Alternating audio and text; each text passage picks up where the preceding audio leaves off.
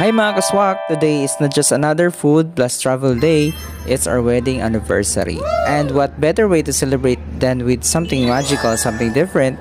Kaya andito kami sa Aqua Dining at Cebu Ocean Park. Imagine this, you're eating your favorite meal but surrounded by graceful stingrays, colorful fishes, and that dreamy blue light. Parang love life namin. Minsan malalim, minsan nakakalunod, pero lagi pa rin beautiful. Grabe mga kaswak, the food is amazing, fine dining levels. May steak, seafood, pasta at di lang romantic ang aesthetic pa. Pero itong shake lang talaga ang afford namin. Sabi nga nila, the way to your partner's heart is through the stomach. Kaya siguradong walang away ngayong anniversary.